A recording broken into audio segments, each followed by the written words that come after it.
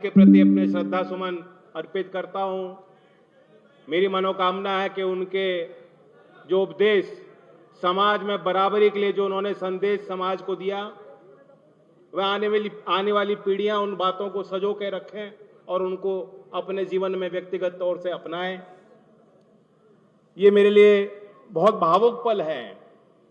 यहीं छपरौली पे जब चौधरी अजीत सिंह जी का निधन हुआ था, तो आप ही लोगों ने, मेरे समाज के बड़ों ने मुझ पे पगड़ी पहनाई थी और जिम्मेदारी मेरे कंधों पे सौंपी थी।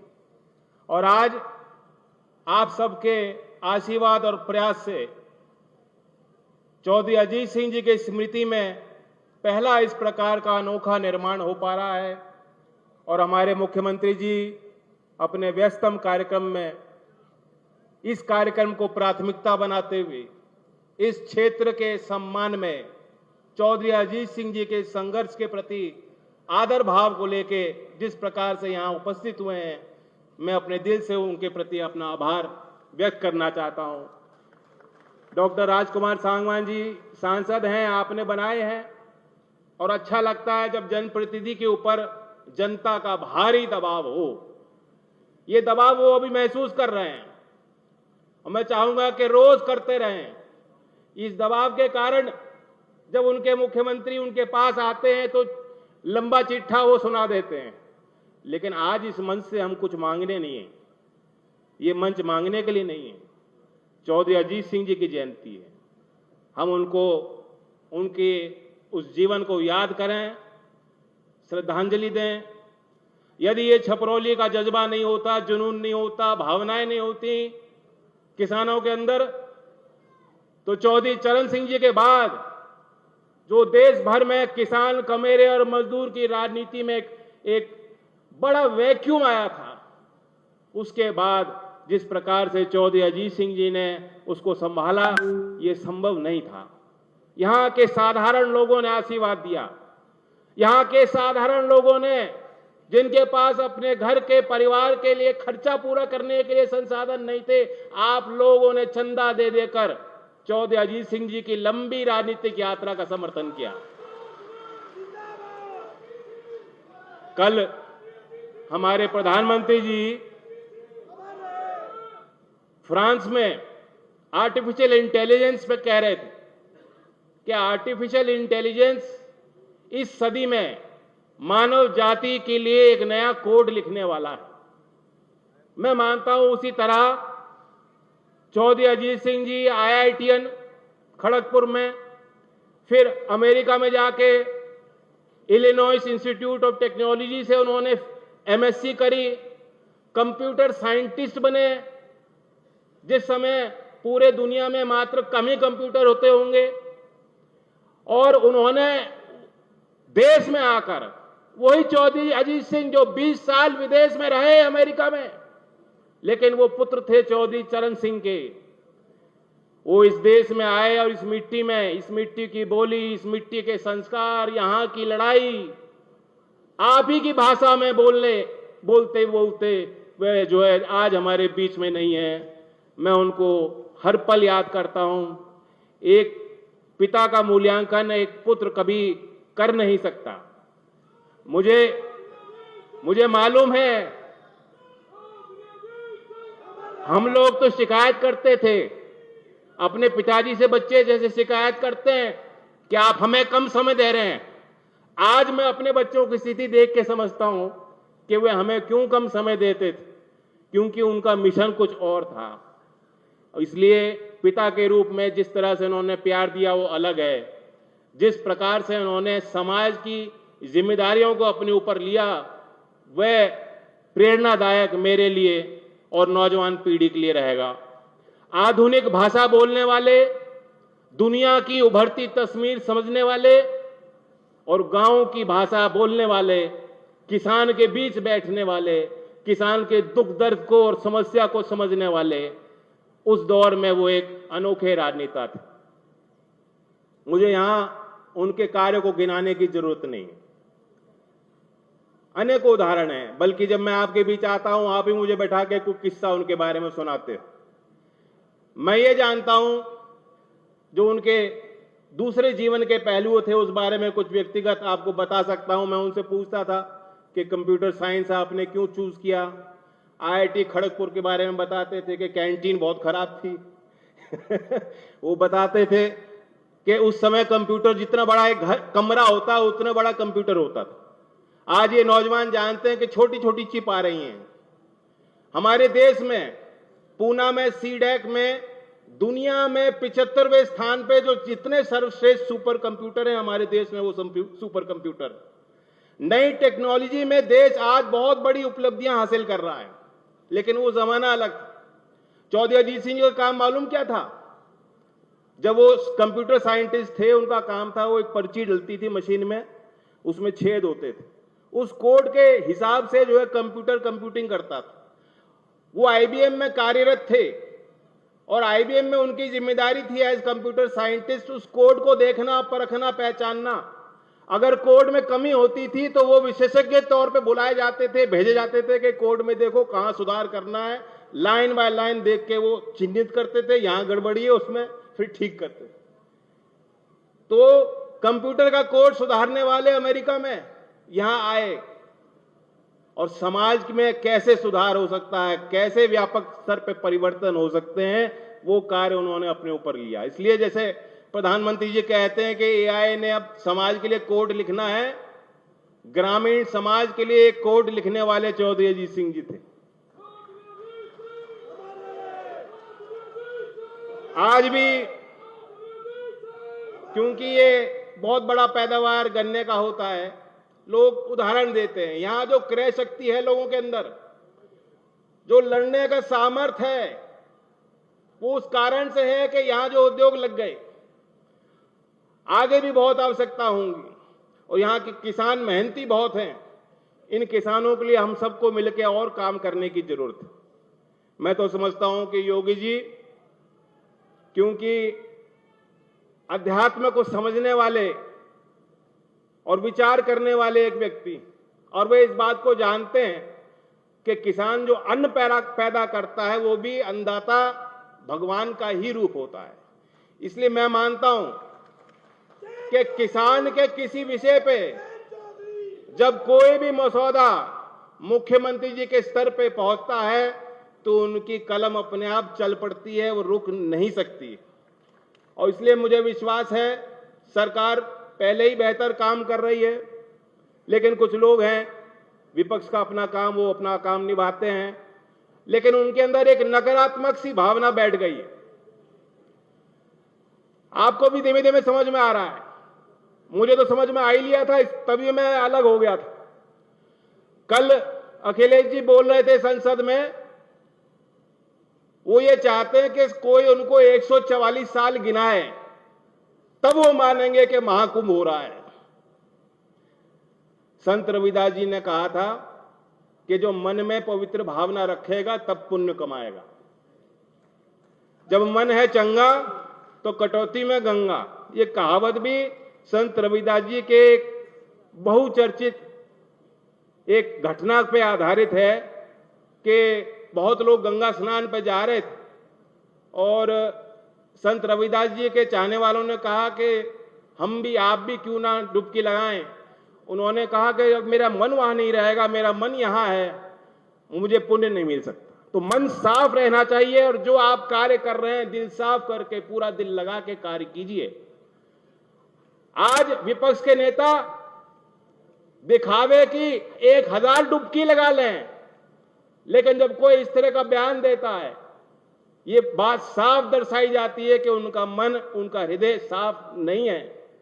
जब प्रधानमंत्री जी कहते हैं कि हमें देश को विकसित बनाना है, गुलामी के दिन भूल जाइए, आज नए संभावनाओं का भारत बन रहा है।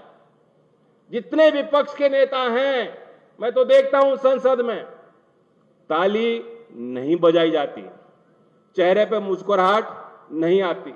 और यहां जितने लोग हैं जिन्होंने गुर्बत देखी है, गरीबी खुद महसूस की है, संघर्ष का जीवन बिताया है और आज भी संघर्ष करते हैं, जब इन्हें कोई कहता है कि आज नहीं तो कल, अभी हमारा विकासशील देश है, लेकिन दुनिया के अव्वल देशों में हमारे देश की गिनती होगी और विकसित भारत बनेगा तो सबके चेहरे पे अपने आप मुस्कुराहट आती है। ये राष्ट्र के प्रति भावना होनी चाहिए। आज प्रतिपक्ष के नेता, उनके बोल हैं, आपने गौर किया हो क्या कहते हैं? हमारी लड़ाई, हमारे दल की लड़ाई सत्ता हासिल करने के लिए नहीं है, हमें तो स्टेट के खिलाफ लड़ना है। यानी कांग्रेस पार्टी के नेता ये कह रहे हैं कि हमें सत्ता हासिल करने की हमारी लड़ाई नहीं है, हमें तो शायद करना पड़े तो राष्ट्र के खिलाफ लड़ना। ये उनके बोल है। तो इन नकारात्मक बातों से हमें दूर रहना है और लोगों को बचा के रखना है। आज यूपी तेजी से प्रगति कर रहा है। मैं कल का ही एक वाकया आपको बताना चाहता हूं। बहुत चीजें तो दिखाई देती हैं, सरकारी घोषणा होती है, आज बड़े पैमाने पर यहां से लोकार्पण होने जा रहा है। ये भी चौधरी अजीत सिंह जी का सम्मान है और आपका सम्मान है कि क्षेत्र धरती पे आके मुख्यमंत्री पूरे प्रदेश की योजनाओं पे मुहर लगा रहे हैं। बहुत चीजें पर्दे के पीछे होती हैं। किसी भी चीज को परिपक्व बनाने में बहुत तैयारी चाहिए, मेहनत करनी पड़ती है। और ये भी देखिए कि उत्तर प्रदेश कहां से आ रहा है।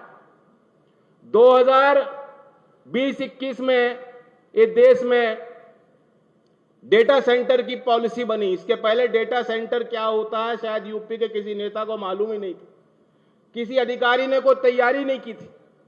और उस नीति के तहत हमने ये लक्ष्य रखा है कि 30,000 करोड़ रुपए का निवेश उत्तर प्रदेश की धरती पे होगा, डेटा सेंटर स्थापित होंगे। तभी जो नई टेक्नोलॉजी की बात हो रही है, कल विदेश में प्रधानमंत्री जो आर्टिफिशियल इंटेलिजेंस की बात जिन्होंने कही है, वो तब संभव है अगर डेटा सेंटर की टेक्नोलॉजी हमारे देश में और हमारे प्रदेश में आएगी। उसी तरह सेमीकंडक्टर की पॉलिसी 2024 में पूरे देश में जितने राज्यों के शुरुआत की, उत्तर प्रदेश ने सबसे पहले शुरुआत करते हुए सेमीकंडक्टर की पॉलिसी तैयार की और कैबिनेट ने 30,700 करोड़ की परियोजनाओं पे मोहर लगा दी कि ये निवेश होने वाला है। सेमीकंडक्टर के मैन्युफैक्चरिंग के प्लांट हमारे प्रदेश की धरती पे लगने वाले हैं। इससे पहले कोई सोच नहीं सकता। तो हम कहां से चल के आ रहे हैं? एमआरओ की प्रदेश में कोई टेक्नोलॉजी नहीं थी, कोई पॉलिसी नहीं थी। एमआरओ की पॉलिसी भी जब योगी जी मुख्यमंत्री बने हैं, इनकी सरकार लाई है, इससे पहले किसी सरकार ने नहीं सोचा कि एमआरओ हमारे प्रदेश में होने चाहिए।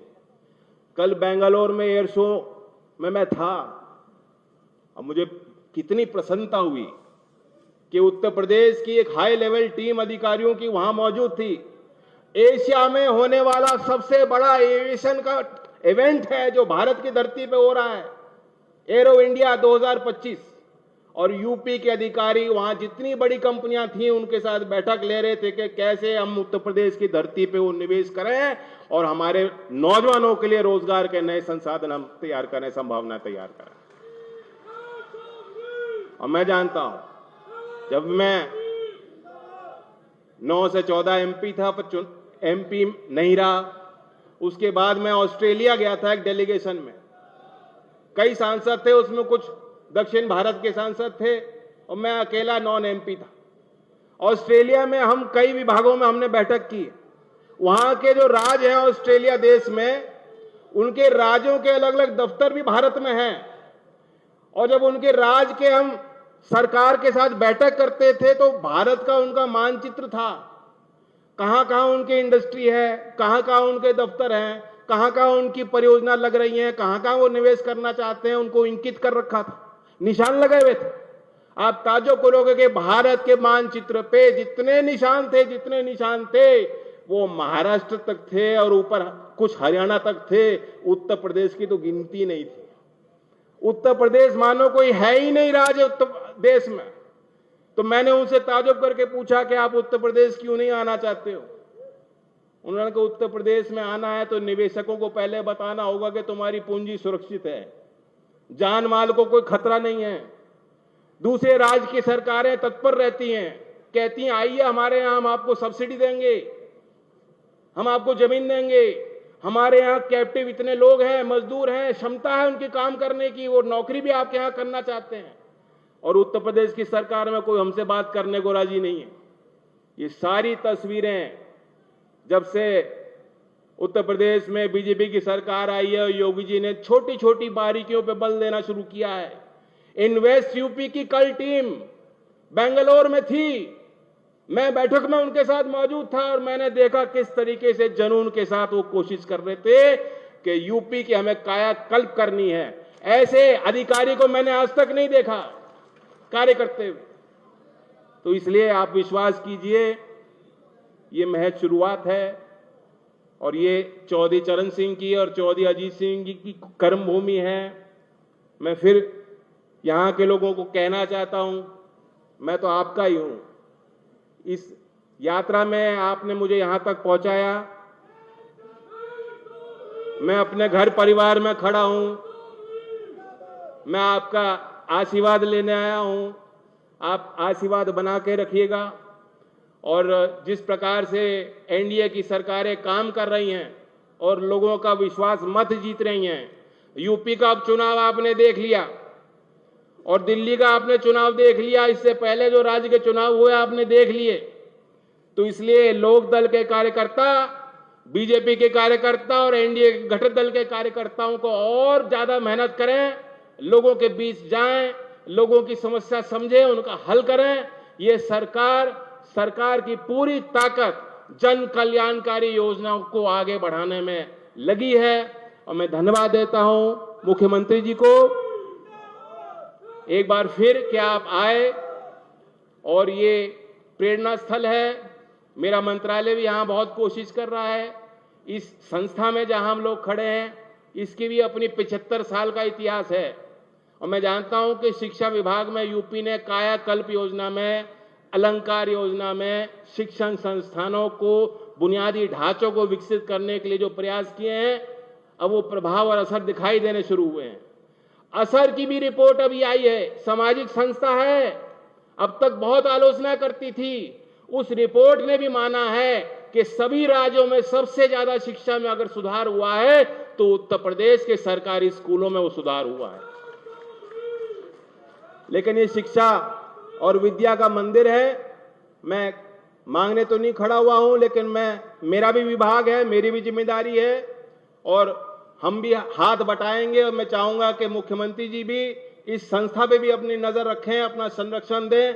इस संस्था में चौधरी चरण सिंह जी का हमेशा ध्यान रहता था, चौधरी अजीत सिंह जी का रहा, मेरी भी यहाँ निधि लग रही है। जितने जनप्रतिनिधि हैं उनकी कोशिश रहती है, क्योंकि इस संस्था में बहुत प्रतिभा यहाँ से जुड़ी हुई है और मेरी मुख्यमंत्री जी से इस संदर्भ में बात भी हुई है। बागपत के लिए बड़ी बड़ी परियोजनाएं हैं और वे खुद बताएंगे आपको। मैं भी उत्सुक हूं उनका संदेश लेने के लिए। चौधरी अजीत सिंह जी से जो उन्होंने प्रेरणा ली, व्यक्तिगत तौर से उन्होंने उनको देखा, संसद भवन में उनके साथ कई घटनाएं हैं, वे वर्णन करेंगे। मैं फिर एक बार दोबारा अपने परिवारजनों को धन्यवाद देता हूं। जय हिंद, जय भारत। माननीय राज्य मंत्री भारत सरकार महोदय, आपके उद्बोधन के लिए हम सब बहुत बहुत धन्यवाद करते हैं। भारत सरकार द्वारा समय समय पर विभिन्न प्रकार की योजनाओं का संचालन किया जाता है, जिससे अनेकों लाभार्थी लाभान्वित होकर उज्जवल भविष्य की तरफ अग्रसर हो रहे हैं। जिनमें से सर्वप्रथम प्रधानमंत्री कौशल विकास एक अत्यंत महत्वपूर्ण योजना है, जिसके अंतर्गत युवाओं को विभिन्न क्षेत्रों में प्रशिक्षित करके विभिन्न प्रकार की क्षमताओं को उनमें विकसित करके स्वरोजगार को निरंतर बढ़ावा दिया जा रहा है। इसी योजना के अंतर्गत हम आमंत्रित करेंगे सुश्री अंजू जी एवं दीपा मलिक जी, जिनका चयन यूपी पुलिस भर्ती में हुआ है, और उपेंद्र खोकर जी, जिनका चयन दिल्ली पुलिस भर्ती में हुआ है। साथ ही मुकुल कुमार जी का एक अग्निवीर के रूप में चयन हुआ है। आप मंच पर सादर आमंत्रित हैं। आज मंच पर आप माननीय मुख्यमंत्री महोदय के कर कमलों से सम्मान प्राप्त कर रहे हैं। श्रीमती अंशु जी, दीपा मलिक जी, उपेंद्र खोकर जी एवं मुकुल कुमार जी। इसी क्रम में मुख्यमंत्री युवा उद्यमी विकास अभियान के अंतर्गत लाभान्वित हुए हैं श्री प्रदीप कुमार जी, जो दुग्ध उत्पादन परियोजना में 5 लाख की ऋण धनराशि प्राप्त कर रहे हैं। साथ ही मोहन कुमार जी, जो विद्युत रिपेयरिंग में स्वरोजगार हेतु 3 लाख रुपए की ऋण धनराशि चेक के रूप में माननीय मुख्यमंत्री महोदय के द्वारा प्राप्त कर रहे हैं। भारत सरकार द्वारा फसल अवशेषों के इन सीटू प्रबंधन योजना के अंतर्गत कृषि में मशीनीकरण को बढ़ावा देने हेतु श्रीमती कांति देवी एवं श्रीमती रोहतास देवी को 60 HP ट्रैक्टर की चाबी आज माननीय मुख्यमंत्री महोदय द्वारा प्रदान की जा रही है। आप सभी जोरदार तालियों के साथ इनको बधाई दें और माननीय मुख्यमंत्री जी का आभार व्यक्त करें।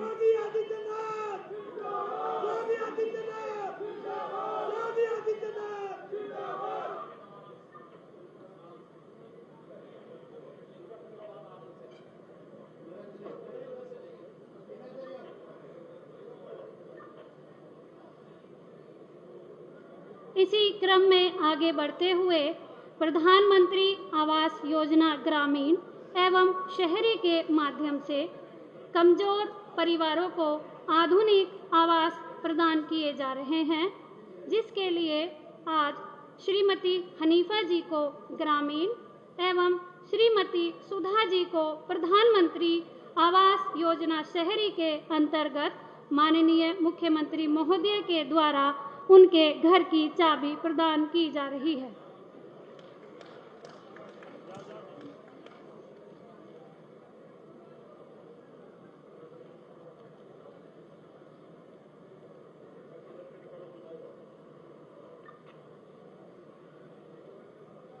योगी आदित्यनाथ जी, योगी आदित्यनाथ जी, जय जोगी।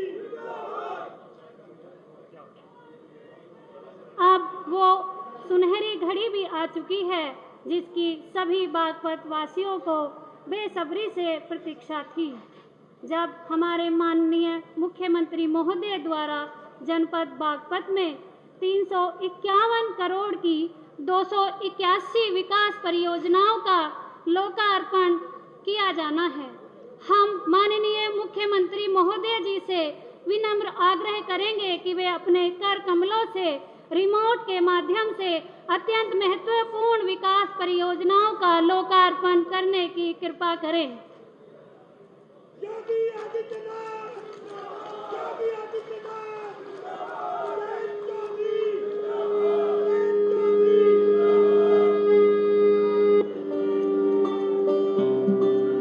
अब हम परम यशस्वी, कर्म योगी, कुशल नेतृत्व क्षमता के धनी, राजनीति के लौह स्तंभ एवं निरंतर राष्ट्र सेवा के लिए तत्पर माननीय मुख्यमंत्री उत्तर प्रदेश श्री योगी आदित्यनाथ जी से विनम्रता के साथ करबद्ध होकर अनुरोध करते हैं कि आप इस कार्यक्रम में उपस्थित सभी गणमान्य सज्जनों को अपने बहुमूल्य आशीर्वाद द्वारा मार्ग प्रशस्त करने का कष्ट करें।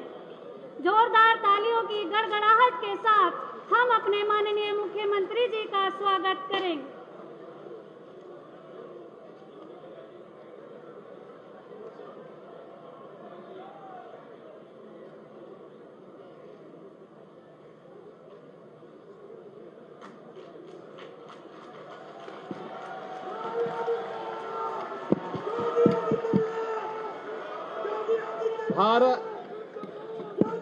भारत माता की, भारत माता की, भारत माता की, वंदे वंदे वंदे। संत शिरोमणि रविदास जी महाराज की, संत शिरोमणि रविदास जी महाराज की। चौधरी चरण सिंह, चौधरी चरण सिंह, चौधरी अजीत सिंह, चौधरी अजीत सिंह,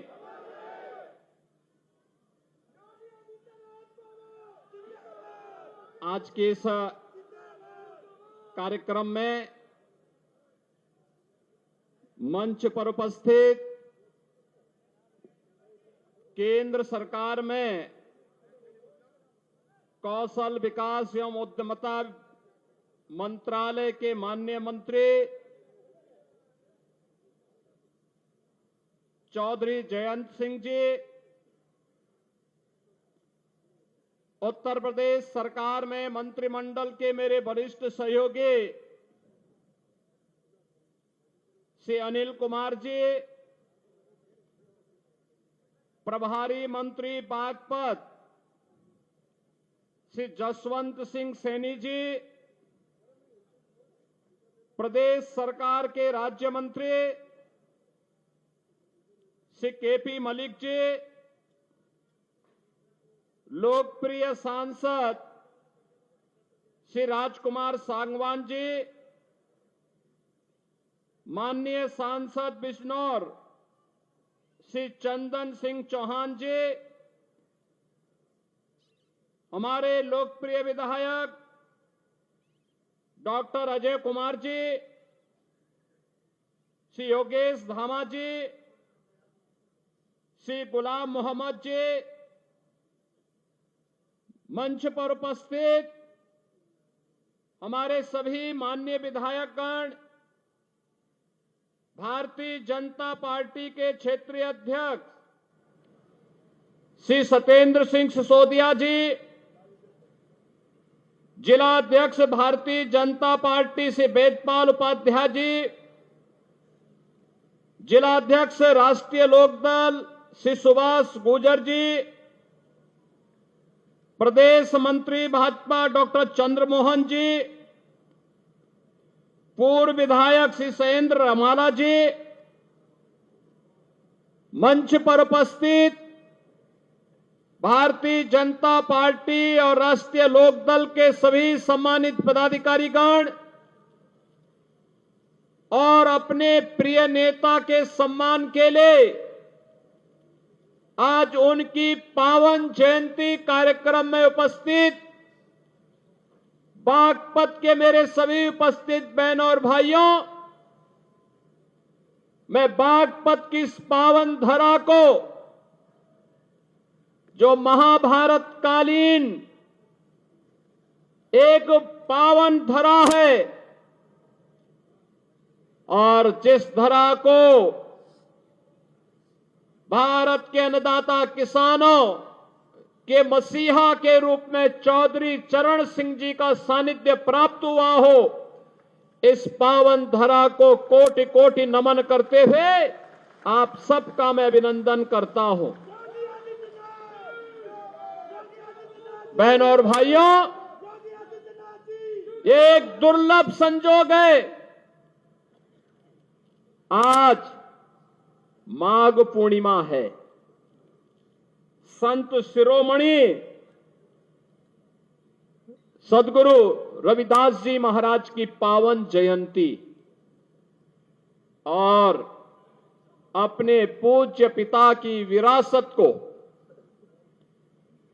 दुनिया के प्रतिष्ठित पैकेज को छोड़ करके मातृभूमि की सेवा के लिए अपने आप को समर्पित करने वाले पूर्व केंद्रीय मंत्री चौधरी अजीत सिंह जी की भी पावन जयंती का कार्यक्रम है।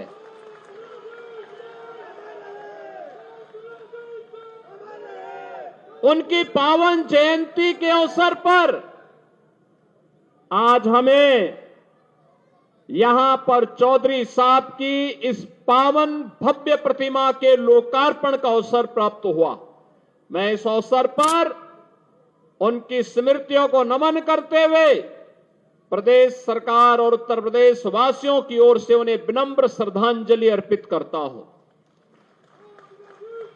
बहनों और भाइयों, चौधरी अजीत सिंह जी, उनकी प्रारंभिक शिक्षा इस पश्चिमी उत्तर प्रदेश में होती है। वे कालविन तालुकदार कॉलेज लखनऊ में जाकर के उन्होंने सीनियर सेकेंडरी तक की शिक्षा अर्जित की। लखनऊ विश्वविद्यालय में उन्होंने बीएससी किया। अपने समय के प्रतिष्ठित आईआईटी खड़गपुर से उन्होंने बीटेक की डिग्री ली और उसके बाद एमएससी के लिए उन्होंने दुनिया के प्रतिष्ठित संस्थान यूएस के एक प्रतिष्ठित संस्थान में जाकर के शिकागो से उन्होंने एमएस की कंप्यूटर साइंस में डिग्री लेने के बाद वहीं पर उन्होंने प्रतिष्ठित कंप्यूटर कंपनी आईबीएम में कंप्यूटर साइंटिस्ट के रूप में सेवा प्रदान की।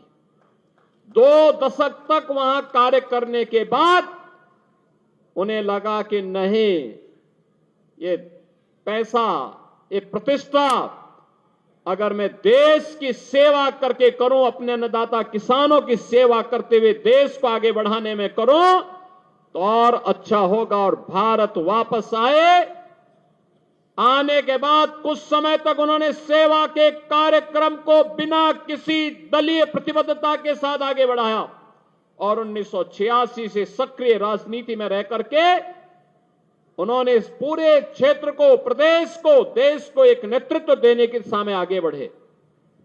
आज चौधरी अजीत सिंह जी हमारे बीच नहीं है, लेकिन उनकी स्मृतियां हैं, उनके द्वारा किए गए कार्य हैं, उनका अनुभव है, उनके द्वारा जो मार्गदर्शन दिया गया, उस कालखंड से जुड़े हुए लोग हमारे सामने मौजूद हैं।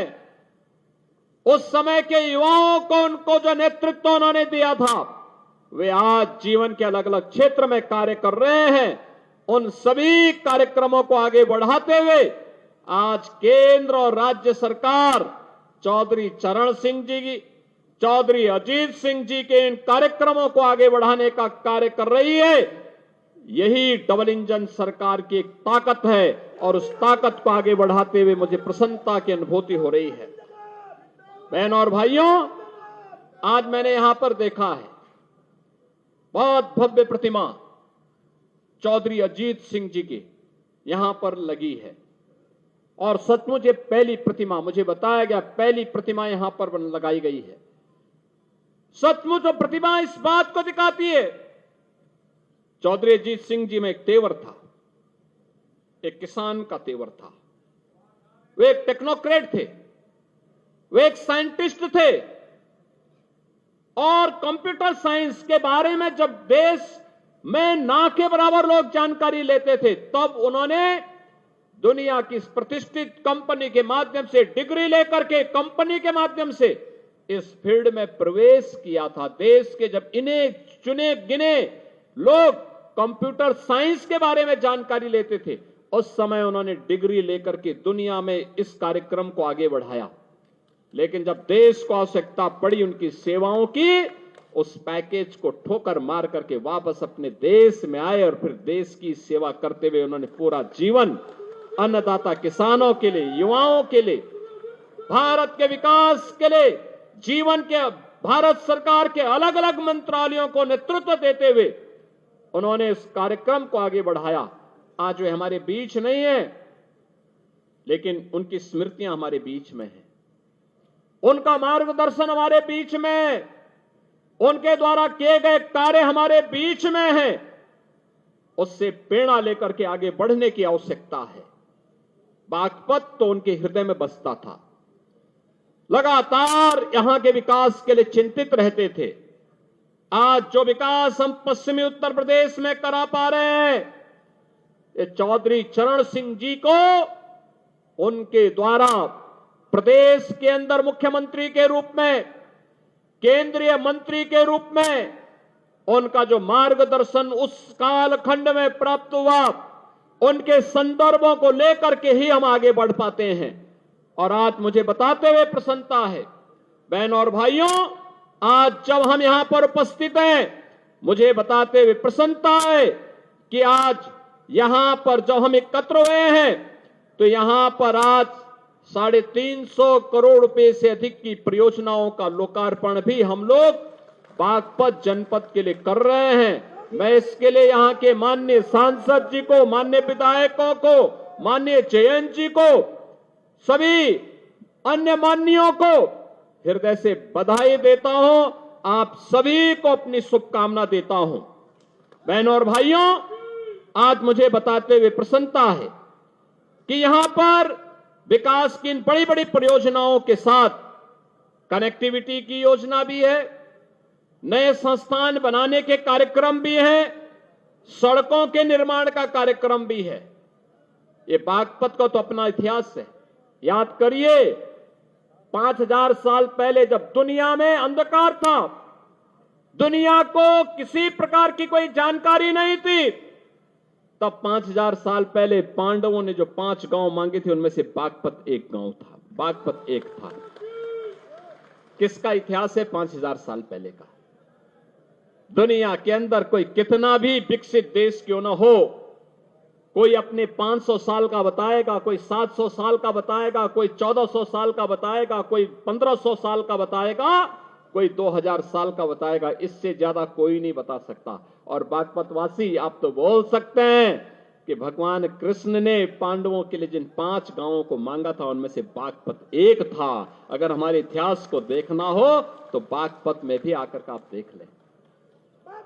लेकिन बहनों और भाइयों, एक तरफ आप सभी अपनी मेहनत से, हमारा अन्नदाता किसान अपनी मेहनत से, अपने खून और पसीने की कमाई से विकास में योगदान दे रहा है। प्रधानमंत्री मोदी जी के विजन को प्रभावी ढंग से आगे बढ़ाने का काम कर रहा है।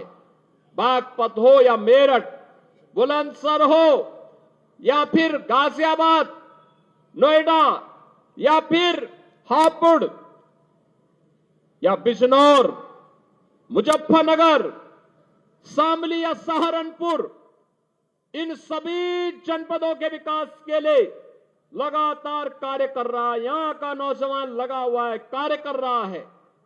और दूसरी तरफ कुछ लोग हैं जिनको ये विकास अच्छा नहीं लग रहा है। बहनों और भाइयों, उनको अच्छा नहीं लगता। आपको बताते हुए मुझे बहुत प्रसन्नता की अनुभूति हो रही है। इस सदी का महाकुंभ चल रहा है प्रयागराज में। प्रयागराज महाकुंभ में आज माघी पूर्णिमा के अवसर पर भी करोड़ों लोग स्नान कर रहे हैं। प्रातः 4 बजे से ही मैं उस व्यवस्था में लगा था। मेरे सामने कल एक परसों असमंजस की स्थिति थी कि मैं यहां पे प्रतिमा अनावरण कार्यक्रम में आ पाऊंगा कि नहीं आ पाऊंगा। लेकिन जब चौधरी जयंत जी का फोन आया, उन्होंने कहा कि कैसे होगा। मैंने कहा आप चिंता मत करिए, मैं दोपहर के बाद, क्योंकि प्रयागराज में तब तक काफी बड़ी संख्या में लोग स्नान कर चुके होंगे, और फिर मैं वहां पर कार्यक्रम में भाग लूंगा, जरूर भाग लूंगा। और बहनों और भाइयों, में आया हूं। आप देखिए, ये नया उत्तर प्रदेश है। ये नया उत्तर प्रदेश है। 25 करोड़ की आबादी है और कल तक 50 करोड़ लोग प्रयागराज में मां गंगा, मां यमुना और मां सरस्वती की त्रिवेणी में आस्था का स्नान कर लेंगे। यानी 50 करोड़ आबादी दुनिया के अंदर कहां होगी। उत्तर प्रदेश वासियों, आप दुनिया को बता सकते हैं कि आइए, आपको आस्था का स्नान करना हो, हमारे प्रयागराज में आइए। 50 करोड़ लोग महाकुंभ में स्नान किए हैं। लेकिन कुछ लोगों की आदत है, चोरी छिपे उन लोगों ने कोरोना की वैक्सीन लगवाई, लेकिन दुनिया को कहते रहे मत लगाओ। ऐसे ही चोरी छिपे, वो तो आज के दिन पे बहुत कोई छुप नहीं सकता। चोरी छिपे चुपचाप संगम में डुबकी लगा करके आ गए। लेकिन जनता जब पुण्य का भागीदार बनने के लिए, स्नान करने के लिए जा रही है, कह रहे मत जाओ, मत जाओ। लेकिन जनता कहां मानने वाली है। जनता तो उनकी असलियत जान चुकी है। और इसे करोड़ों की संख्या में श्रद्धालु जाकर के आज भी और 26 फरवरी तक रेला इसी प्रकार से आगे बढ़ता रहेगा, कोई संदेह नहीं। लेकिन एक बात समझ में नहीं आता है, जब इनको अवसर मिला था तब इन्होंने कुछ नहीं कहा। याद करिए बागपत के नौजवानों, पुलिस की भर्ती निकलती थी बागपत का नौजवान पुलिस की भर्ती होने से वंचित हो जाता था। लेकिन अब आपकी भर्ती हो रही है। याद करिए, अभी 60,200 पुलिस के नए भर्ती की प्रक्रिया चल रही है। फिजिकल टेस्ट हो रहा है। अगले 1.5 महीने के अंदर, 1.5 से 2 महीने के अंदर इनकी ट्रेनिंग का कार्यक्रम आगे बढ़ेगा और इस साल के अंत तक यूपी पुलिस को 60,200 नए पुलिस कार्मिक मिलेंगे, बिना भेदभाव के। बागपत का नौजवान भी होगा, मुजफ्फरनगर का भी होगा, बुलंदशहर का भी होगा, गाजियाबाद का भी, हापुड़ का भी, बिजनौर का भी, शामली का भी, सहारनपुर का भी, हर एक जनपद का नौजवान होगा। उत्तर प्रदेश की ताकत का एहसास कराएगा। और उत्तर प्रदेश का नौजवान ही नहीं होगा, उत्तर प्रदेश की बेटियां भी होंगी, क्योंकि उनके लिए तो 20% जगह हमने अनिवार्य रूप से कर दिया है कि बेटी भी इसमें अनिवार्य रूप से भर्ती होगी। बहनों और भाइयों, इन नौजवानों के बल पर ही हम उत्तर प्रदेश की कानून व्यवस्था को देश की सबसे बेहतरीन कानून व्यवस्था बना रहे हैं। बेटी भी सुरक्षित है, व्यापारी भी सुरक्षित है। हर व्यक्ति अपने आप को सुरक्षित महसूस करता है। यहां निवेश आ रहा है, नए नए निवेश के माध्यम से हम आगे कार्यक्रम आगे बढ़ा रहे हैं। और मैंने तो अभी जयंत जी को बताया है, मैंने कहा हम लोग दिल्ली बागपत देहरादून एक्सप्रेसवे में बागपत के पास एक इंडस्ट्रियल कॉरिडोर का निर्माण का कार्यक्रम कराना चाहते हैं। यहां इंडस्ट्री लगे, इस कार्यक्रम को हम आगे बढ़ाना चाहते हैं। बस उसमें आप लोगों का आशीर्वाद और सहयोग प्राप्त होगा तो हमारे स्तर पर कहीं कोई संदेह नहीं। उस कार्यक्रम के लिए हम लोग पैसे की व्यवस्था भी कर चुके हैं। बहनों और भाइयों, ये कार्यक्रम इसी रूप में आगे बढ़ेंगे। बागपत में मेडिकल कॉलेज के निर्माण की कार्रवाई को तेजी के साथ आगे बढ़ाने का आदेश दिया जा चुका है। मेडिकल कॉलेज बागपत में भी होगा। यहां पे इंटर कॉलेजेस की मांग, सड़कों के निर्माण की मांग, या अन्य जो भी अन्य कार्यक्रमों को आगे बढ़ाने की मांग यहां के हमारे जनप्रतिनिधियों के माध्यम से हमारे पास आती है। हम लोग उसमें कहते हैं कोई किसी प्रकार का कोई रोक टोक नहीं होना है। और बहनों और भाइयों, आज उन्हीं कार्यक्रमों को लेकर के हम लोग यहां पर आए हैं, जिसमें लोक निर्माण विभाग की भी सड़कें हैं, जिसमें 138 परियोजनाएं हैं। राजकीय इंटर कॉलेज सिंघावली अहिर का भी आज यहां पे लोकार्पण हुआ है। राजकीय कन्या इंटर कॉलेज बिलोचपुरा, इसका भी आज लोकार्पण का कार्यक्रम हुआ है। और बागपत में एक नए बस स्टेशन का लोकार्पण का कार्यक्रम होने के साथ ही आईटीआई प्रहलादपुर यमुना नदी के बाएं किनारे स्थित जागोस में बाढ़ सुरक्षा के कार्य हैं। खेलो इंडिया कार्यक्रम के अंतर्गत ग्राम मितली में मल्टीपर्पज हॉल का निर्माण है। और पुलिस लाइन बागपत में महिला बैरक के निर्माण के साथ ही थाना बिनौली में भी, थाना रमाला में भी हॉस्टल और बैरक के निर्माण की कार्रवाई होने की कार्रवाई यहां पर आगे बढ़ाई गई है। शिलान्यास के साथ ही हमने बड़ौत अमीनगर सराय मार्ग का, छपरौली से बिजवाड़ा रजवाहा माखर नहर पट्टी का निर्माण का कार्य और बागपत से मुरादनगर मार्ग को 2 लेन चौड़ीकरण सुदृढ़ीकरण के कार्य का शिलान्यास भी किया है। तो हिंडन नदी पर नए सेतु के पहुंच मार्ग और सुरक्षात्मक कार्य के लिए भी आज शिलान्यास का कार्यक्रम हुआ है। जिला चिकित्सालय बागपत में 50 सैया के क्रिटिकल केयर ब्लॉक के निर्माण का भी आज शिलान्यास हुआ है। तो राजकीय आयुष यानी आयुष चिकित्सालय में हम लोगों ने यहां पर भी उसके एक ब्लॉक का, इसके साथ ही मुख्यमंत्री अभ्युदय कंपोजिट विद्यालय और सिक्का में भी उसके शिलान्यास का कार्यक्रम हुआ है। बड़ौत में अमर शहीद बाबा श्यामल सिंह स्थल के पर्यटन विकास के लिए भी हम लोगों ने 1 करोड़ की राशि यहां पर उपलब्ध करवाई है, जिससे इसका सुंदरीकरण का कार्यक्रम आगे बढ़ाया जा सके। बहनों और भाइयों, विकास के लिए पैसे की कमी नहीं होगी। मुझे तो केवल आपसे एक बात कहनी है, और वह ये कहनी है कि यहां पर हम लोगों ने सचमुच, यहां का हमारा अन्नदाता किसान अपनी मेहनत से उसने खेती के नए तकनीक को अपना करके कैसे विकास की बुलंदियों को और आमदनी को कैसे बढ़ाया जा सकता है, कोई सीखे तो हमारे यहां पश्चिम के किसानों से सीख सकता है। और इसीलिए उसी को प्रेरणा में रख करके अन्नदाता किसान के बारे में चौधरी साहब की बातों को ध्यान में रख करके कि देश के विकास का रास्ता देश के खेत और खलिहानों से होकर के जाता है। चौधरी साहब जिस बात को कहते थे, उसी बात को ध्यान में रख करके हम लोगों ने कार्य प्रारंभ किया। मुझे बताते हुए प्रसन्नता है कि यहां पर अब तक रमाला चीनी मिल के पुनरुद्धार के साथ ही हम लोगों ने से 5000 टीडीसी की पहले ही हम कर चुके हैं, और साथ साथ 27 मेगावाट का कोजन प्लांट भी, जिसमें विद्युत संयंत्र उससे लगा करके उसके माध्यम से ऊर्जा उत्पादन के केंद्र के रूप में भी उसे विकसित करने का काम किया गया है। और मुझे बताते हुए प्रसन्नता है, बहनों और भाइयों, एक आंकड़ा जरूर आप लोग नोट करना।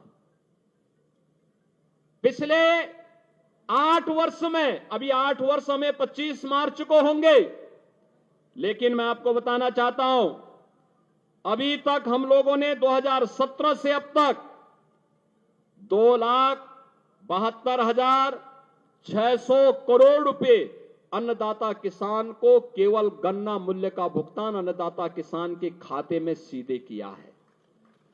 यानी 2,72,600 करोड़ रुपए। और मुझे बताते प्रसन्नता है कि 2023-24 का 99.51% का गन्ना मूल्य का भुगतान हम लोग कर चुके हैं। और इसके साथ ही मुझे बताते हुए भी कि 1995 से लेकर 2017 तक 22 वर्ष में जितना गन्ना मूल्य का भुगतान विपक्षी दलों की सरकारों में हुआ है, चाहे वह समाजवादी पार्टी की सरकार रही हो या बहुजन समाज पार्टी की सरकार, उससे 22 वर्ष में जितना इन्होंने गन्ना मूल्य का भुगतान किया है, हम लोगों ने मात्र 8 वर्ष में, 8 वर्ष से कम समय में उससे ज्यादा लगभग 60,000 अधिक गन्ना मूल्य का भुगतान अब तक हम किसानों को कर चुके हैं। यानी उनका 22 वर्ष, हमारे 8 वर्ष उस पे हावी हैं। इसका मतलब अन्नदाता किसान के लिए अच्छी दिशा में सरकार ने कार्य प्रारंभ किया है और सरकार इस कार्यक्रम को आगे बढ़ाने का कार्य कर रही है। मैं आज के इस अवसर पर आप सभी को इस बात के लिए आश्वस्त करता हूं कि अन्नदाता किसान हो, नौजवान हो, एक एक पाई अन्नदाता किसान के खाते में जाएगी। अन्यथा चीनी मिल को हम लोग सरकारी अधिग्रहण लेकर के उस पे हम उसको सरकार के माध्यम से चलाने का काम करेंगे। और कोई भी व्यक्ति हर किसान हर चीनी मिल से हर चीनी मिल को अच्छे ढंग से चलाएंगे। हमने पिछले आपने इस बात को देखा होगा कि ये वह सरकार है जिस सरकार ने 3 नई चीनी मिलें लगाई हैं, 8 चीनी मिलों का विस्तारीकरण किया है और साथ साथ 120 चीनी मिलों में से 105 चीनी मिलें ऐसी हैं जो 10 दिन के अंदर, 1 सप्ताह से 10 दिन के अंदर गन्ना मूल्य का भुगतान कर रही हैं। 15 चीनी मिलें जो गन्ना मूल्य के भुगतान में थोड़ा लेट हैं, उनको भी समयबद्ध तरीके से गन्ना मूल्य भुगतान के लिए प्रेरित किया जा रहा है। बहनों और भाइयों, मैं अन्नदाता किसानों से भी और नौजवानों को भी इस बात के लिए आश्वस्त करता हूं अब अन्नदाता किसान की जेब पर कोई डकैती नहीं डाल सकता। अब नौजवान की नौकरी पर कोई डकैती नहीं डाल सकता। अब यहां पश्चिमी उत्तर प्रदेश की सुरक्षा पर, बेटी और व्यापारी की सुरक्षा पर कोई सेंध नहीं लगा सकता है। अगर कोई लगाएगा तो उसका खामियाजा भी भुगतने के लिए उसको तैयार होना होगा। और इसी के लिए आज सरकार आपको आश्वस्त करने के लिए आई है। आज के इस अवसर पर मैं आप सबको एक बार फिर से माघ पूर्णिमा की हृदय से बधाई देता हूं। आज संत रविदास जी की पावन जयंती पर सरकार ने इसीलिए अवकाश घोषित किया था कि लोग पावन नदियों में, सरोवरों में स्नान कर सकें, उसका आनंद भी ले सकें, संत शिरोमणि के प्रति अपनी श्रद्धा को व्यक्त भी कर सकें। और इसके साथ ही सरकार ने यह भी तय किया है कि हम लोग इन महापुरुषों से जुड़े हुए सभी कार्यक्रमों को आगे बढ़ाने का कार्यक्रम करेंगे। मैं एक बार फिर से अन्नदाता किसानों के प्रति पूरा जीवन समर्पित करने वाले चौधरी अजीत सिंह जी की इस पावन जयंती के अवसर पर उनकी प्रतिमा अनावरण कार्यक्रम में उनके प्रति एक बार फिर से विनम्र श्रद्धांजलि अर्पित करते हुए अपनी वाणी को विराम देता हूं। मेरे साथ बोलेंगे भारत माता की, भारत माता की, भारत माता की, वंदे वंदे वंदे। जनपद बागपत की धरती माननीय मुख्यमंत्री महोदय के आशीर्वचनों से आज कृतार्थ हुई है। इसके लिए हम